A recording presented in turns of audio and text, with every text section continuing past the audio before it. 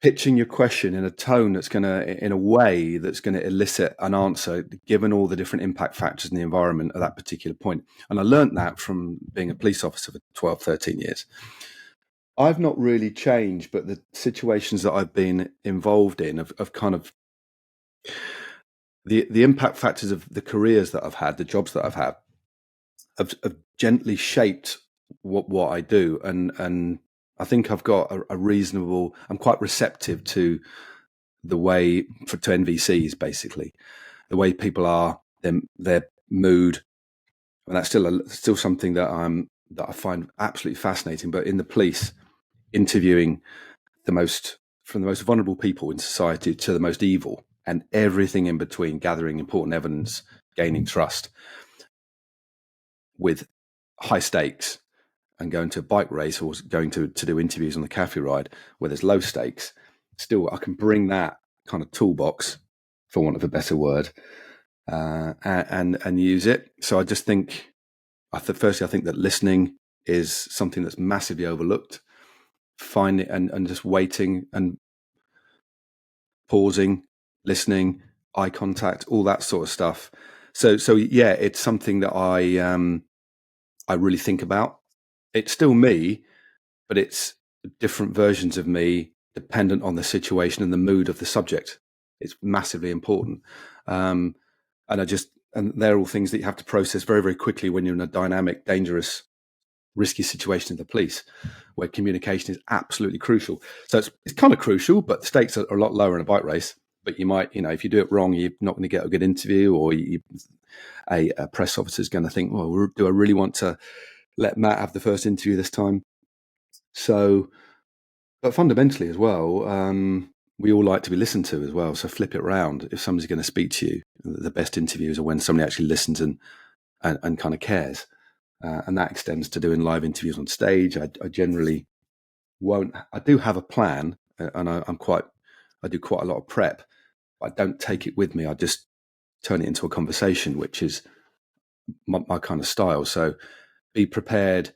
You might have 3 or 4 questions in your head doing a short interview, but it's being prepared for an answer that means that you need to follow it up, and that you can't just. It really winds me up when somebody gives a good answer, and then the interviewer goes to the default setting of the next question that they had in their notebook. It's so, well, I wouldn't say it's lazy. It's kind of unrefined, and it's kind of, okay, you've got, without being patronized, you've got a bit to learn, because the best conversation are when you actually listen to what they're saying and think, oh, and then go with that.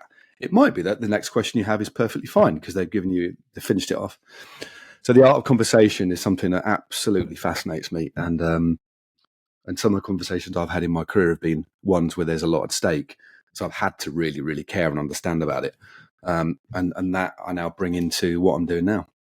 That recognition of the individual's humanity that you talked about there, from the police days to the modern day pro cyclist, that's been well received by the audience, as we've spoken about. People come up to you all the time, but also by the riders. Because if you think about your cafe ride series, which are hugely popular on YouTube, the riders are accepting to hang out with you basically for the morning or the afternoon, with Mark Cavendish for the whole day, and then the evening. It must be nice in a personal and professional sense that these riders are keen to hang out with Matt Stevens for the whole day. Yeah, it kind of surprises me a little bit, but it's something that has come, I guess, because of what I just talked about to you. Hopefully, I go to work, go to the tour or wherever, and speak to these riders in a way that I'm interested in what they've got to say. I'm interested in trying to understand their experiences as a person. And then so everybody else can get to know them. So I do what I do, so you and the audience can get to know them. And also, quite often, because of the way that media is conducted, and this isn't anybody's fault, it's just the way that media is, especially written media. And I'm not pointing the finger at anybody in particular, but it can be that the behaviour sometimes of some journalists, the net result is a very, very transient, thin level of kind of questioning and Q&A. So we don't really get to know the people. And that's fine if you just want information. But quite often all I want is information. But quite often I want information, but I want to know why they've given that information, and that's generally because of what their experience is and their mood. So it cuts through deep into their personality. And once you start to gain trust with somebody, they will open up. And that takes a little bit of time. And the Cafe Ride series is initially we did with people that I knew quite well. So there was already a relationship. So there was relative kind of comfort there, but I still kind of pushed. And then there was guests that I hadn't really met before as much. So that like Celia Trip-Lugwood, I've never met her apart from once or twice. But she's the kind of character that is just naturally funny. But you still have to, I mean, we spent the whole day with her, for example. And so there's a lot of, yeah, it could easily have gone wrong if my introduction in the morning she'd have thought, who's this dick, you know?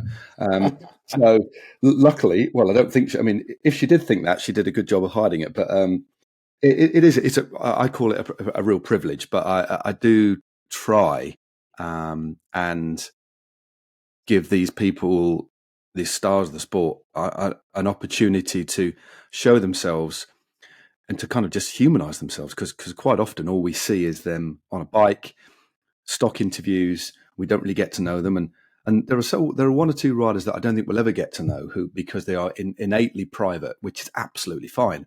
But there are other people that you kind of think, God, if I had a bit more time, we could really get to know why they ride like that, why they present like that, and that's what I find intriguing, and that's why I'm quite probing in my questions sometimes.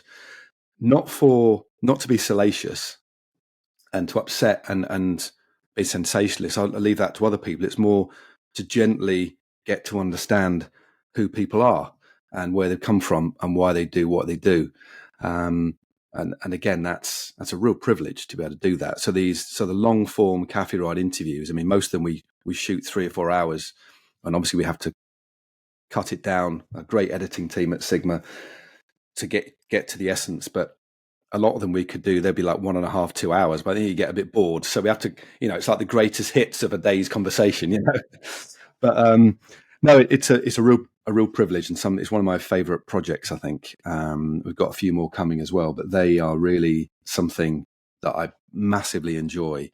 But yeah, and I think once we've done a few especially with some of the bigger riders, a lot of the riders watch them. It surprises me when riders come up and say, "Oh, I've seen that Cafe Ride with so and so." I'm like, "Oh, right, blimey!" So a lot of the pros do watch them, which is really nice. So, and increasingly, we've had teams come to us, or riders' agents come to us and say, "Would you mind?"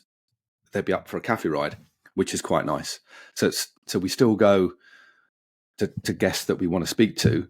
And we curate it that way. But increasingly, there's more brands that come to us because of the kind of positivity it brings. And also there might be riders that we really don't know. And this is a way of actually, from a PR perspective, let's be honest, this is this rider and this is what they're about. This is where they're from. This is who they are. And it's just an easy way of conveying the characters of the sport. I know a lot of teams are doing their own thing now, aren't they, with these like more long form video, which are good. But again, when you do something in-house, you look at it with a different pair of eyes, so to mine's, out to more independent. And I think I can be a little bit, go a little bit deeper and also be a bit stranger as well. I mean, and not too weird, but like Tadej's fridge, for example, because he was very quiet when we first went in. He'd only woken up about half an hour before. So he was still bleary-eyed. And we went outside, and it was, initially, as he warmed up, it was quite flat. And I thought, oh, God, I need to. Then I thought, bloody hell, right, let's have a look in your fridge. And then the whole thing opened up for something as bizarre as that. But that's not something you could script for. So it's thinking on the fly, because they literally are, right, we're going to turn up at 9:30, knock on your door, and then we'll take it from there. We're just going to film everything. And it's like, okay. So we have an idea of a ride and a structure to the day because we have to book places to film in, but essentially all the bits in between are completely and utterly unscripted. I have to work quite hard early on, and then everybody relaxes, and then we just go with it. So